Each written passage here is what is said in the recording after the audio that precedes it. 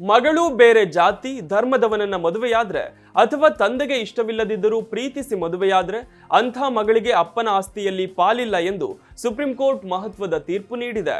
ಹೌದು, ಹೀಗಂತೂ ಕಾನೂನಿನ ಪ್ರಕಾರ ತಂದೆಯ ಆಸ್ತಿಯಲ್ಲಿ ಹೆಣ್ಣು ಮಕ್ಕಳಿಗೂ ಹಕ್ಕಿದೆ.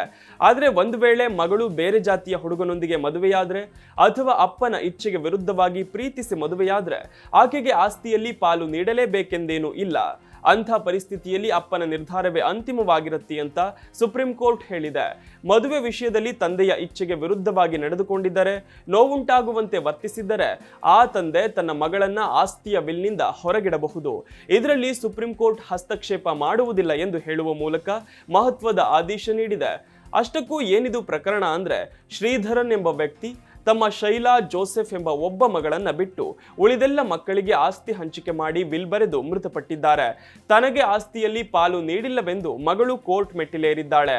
ಆದರೆ ಈಕೆ ತಂದೆಯ ವಿರುದ್ಧವಾಗಿ ಅವರಿಗೆ ಇಷ್ಟವಿಲ್ಲದಿದ್ದರೂ ಬೇರೆ ಧರ್ಮದ ಹುಡುಗನೊಂದಿಗೆ ಮದುವೆಯಾಗಿದ್ದಳು. ಇದರಿಂದ ಬಹಳ ನೊಂದಿದ್ದ ಶ್ರೀಧರ್ ಮಗಳನ್ನು ದೂರವೇ ಇಟ್ಟಿದ್ದರು. ಈಕೆಯನ್ನು ಹೊರತುಪಡಿಸಿ ಉಳಿದ ಮಕ್ಕಳಿಗೆ ಆಸ್ತಿ ಹಂಚಿಕೆ ಮಾಡಿ ವಿಲ್ ಪತ್ರ ಬರೆದಿದ್ರು.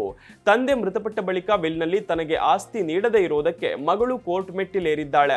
ವಿಚಾರಣೆ ನಡೆಸಿದ ಸುಪ್ರೀಂ ಕೋರ್ಟ್ ವಿಲ್ ಪ್ರಕಾರ ಶೈಲಾ ಅವರಿಗೆ ಅವರ ತಂದೆಯ ಆಸ್ತಿಯಲ್ಲಿ ಯಾವುದೇ ಹಕ್ಕಿಲ್ಲ ಎಂದು ತೀರ್ಪು ನೀಡಿದೆ. ಇದು ಆಕೆಯ ತಂದೆ ಸ್ವಇಚ್ಛೆಯಿಂದ ಬರೆದಿರುವ ವಿಲ್. ಇದರಲ್ಲಿ ಯಾವುದೇ ಹಸ್ತಕ್ಷೇಪ ಸಾಧ್ಯವಿಲ್ಲ. ಶೈಲಾ ತನ್ನ ತಂದೆಯ ಆಸ್ತಿಗಳ ಮೇಲೆ ಯಾವುದೇ ಹಕ್ಕನ್ನು ಹೊಂದಿರುವುದಿಲ್ಲ. ಎಲ್ಲ ಆಸ್ತಿಯನ್ನು ಆಕೆಯ ತಂದೆಯ ಇಚ್ಛೆಯ ಪ್ರಕಾರವೇ ಆಕೆಯ ಇತರ ಸಹೋದರರಿಗೆ ವಿಲ್ ಮೂಲಕ ನೀಡಲಾಗಿದೆ ಎಂದು ಸುಪ್ರೀಂ ಕೋರ್ಟ್ ಹೇಳಿದೆ. ಮಹಿಳೆಗೂ ಆಸ್ತಿಯಲ್ಲಿ ಸಮಾನ ಹಕ್ಕಿದೆ. ಆದರೆ ಈ ಪ್ರಕರಣದಲ್ಲಿ ವಿಲ್ ಬರೆದ ವ್ಯಕ್ತಿಯ ಇಚ್ಛೆ ಮುಖ್ಯವಾಗಿದೆ.